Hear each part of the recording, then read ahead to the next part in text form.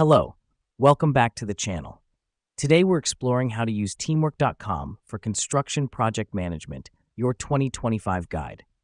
First things first, let's get you set up with a teamwork.com account. Simple.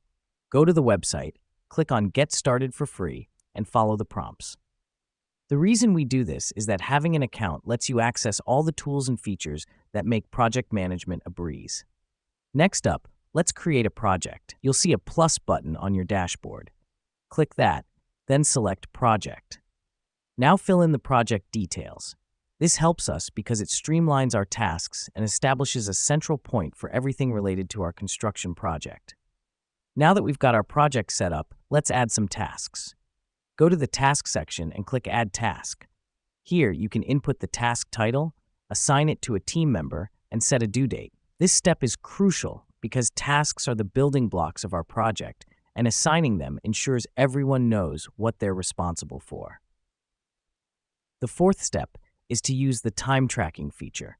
Click on Log Time in the Task Details section and input the time spent on the task. This is an essential step because it helps keep track of how much time is being spent on each task, aiding in managing resources and estimating future tasks. Lastly, we keep everything organized with the Files feature. Any relevant documents or images can be uploaded here, keeping them easily accessible to the entire team. This matters because it keeps everything in one place, making it easy for anyone on the team to find the information they need. And that's it. With these steps, you can effectively use teamwork.com for your construction project management needs. Remember, the key to successful project management is organization and clear communication, and teamwork.com is a tool that can help you achieve both.